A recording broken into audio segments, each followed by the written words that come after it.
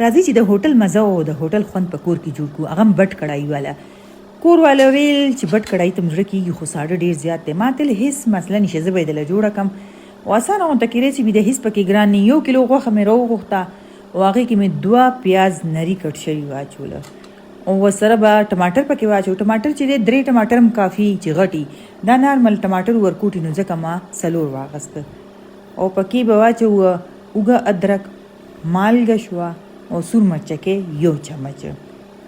د بټ کړایي ویل چې دا هغې اکثر دا کړایي چې د دیسي چرګې نه جوړوي او ځنه ځایونو کې غوښې نه هم جوړېږي د څاروي غوښې نه. او دې کې 1 ګیلاس اوبه واچوئ ولې چې دا به مونږ په تیز ګیس پخو. ما پکې اوبه 1 پیاله واچولې ځکه چې غوښه مې ووینځله هغې کې اوبه وي. نو بس بیا په ډکن کېږدو، ګیس به لاندې بل کړئ تیز او باندې به یې کړئ. ښه بټ کړایي ویل چې دا هغې کوکر کې دا شانتې باندې کړي لکه دې له 15 منټه پریشر چې ورکړي او بیا یې کړایي ته راواچوي. هغې ورسره دا طریقه ځکه کوي چې د هغې چرګه دیسي، خو مونږ داسې نشو کولی.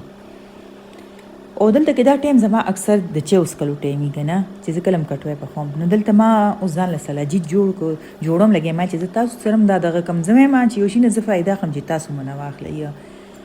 دا ما ځان ته آنلاین راغوښتي دي. دا یو پیک چې دی ختم شو، ډبل پیک ما آرډر کړی او دا راغو نو اوس مې دا خلاص کوه. فایدې بې شماره دي. نن سبا داسې وخت دی که نه دومره مصروفیت دی چې دې کې انسان ته ځان دپاره ټایم نه میلاویږي.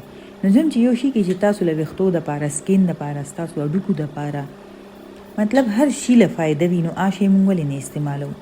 دا خو الله طرف نه مونږ له یو تحفه ده چې د غرونو نه راوځي او استعمال هم ګران نه دی. د روجي دانه یا د غنم دانې هم یو دنه راواخلئ، اوبو کې اسکئ، قهوه کې اسکئ، چایو کې اسکئ، چې څه کې ستاسو خوښوي واچوئ او ذایقه هم ښه ښکلي، هېڅ فرق پرې نه راځي. لږ شانتې د پیو کلر ډارک شي معمولي غوندې دونه پکار هم دی.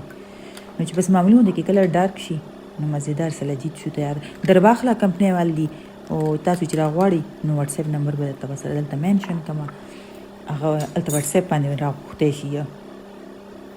بس دې ځای کې تاسو وګورئ چې د سالن چې دی تقریبا 3-4 منټه هم نه دي شوي. ده ایله دا په جوش باندې تیار شو خو دلته ما میکس کو او د دې لاندې به ګیس تیز ساتئ. زه بیا تاسو ته وایم د دې لاندې به ګیس تیز ساتئ ځکه چې مونږ دا غوښه به پوره نه نرمو. ډکن پې کېږدئ او پرېږدئ بیا چې 10 منټه یې پوره شي.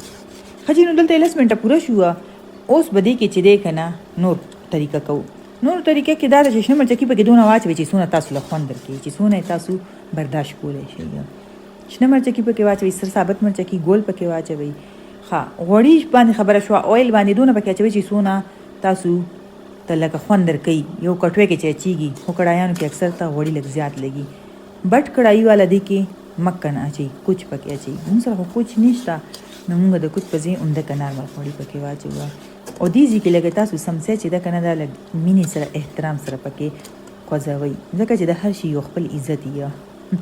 مطلب مې دا دی چې لږ دې سایډونو نه یې ګول ګول راتاووئ انداسې پروفیشنل طریقې سره، داسې نه چې ټنګه ټونګه یې وکړئ او ټول یې مات ګوډ کړئ. ښه دلته پکې ما ماسته واچول نیم باول مطلب 6 چمچې. هغه چې یو 2 منټه پاخه شو نو هغې نه پس مې پکې 1 چمچه تور مرچکې واچولو. 1 چمچه اچوئ که 1.5 چمچه اچوئ، دا ستاسو مرضي ده. ګریوي چې ده مطلب چې دا کم دی کې تاسو ته سالن ښکاري دا تاسو باندې ده چې زیات ساتئ که کم ساتئ.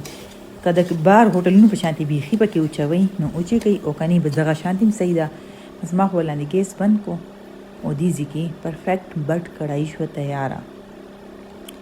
اوس به خبره راځي په ووټینګ باندې کور کې چې دوی ما له پې څومره ووټ راکوي. یقین ومنئ چې 100+ ووټ یې راکړي وو. وایي چې واقعي ده هغې نه زیاته زبردسته ده، هغې نه زیاته مزېداره ده. ما تل دا دیسي چرګ دی، دا فارمي چرګه ده. د چرګ او د چرګې په خپلو کې مقابله نشته. بیا خدا خو دیسي او فارمي باندې خبره راشي خو هنر دی که نه کمال دی ولا جوړه مې کړه. نو تاسو هم که یخنیانو کې هوټل ته نشئ تللی که نه او یا راغوښتی نشئ نو خپل کور کې خپل کور والا دپاره لږ شانتې خواري کوئ او ښایسته ډیشز ولا جوړوئ چې هغې یخنیانو کې اخوا دېخوا نه وځي. چې اخوا دېخوا وځي نو بیا اخوا دېخوا ګوري، چې ګوري بیا زموږ دې ښځو له غوسې ورځي. نو غوسې نه بچ کېدو نه، خرچې نه بچ کېدو نه، په کور کې ښکلی خوراک تیاروئ چې دې هم خوشحال شي او تاسو هم خوشحالې وئ.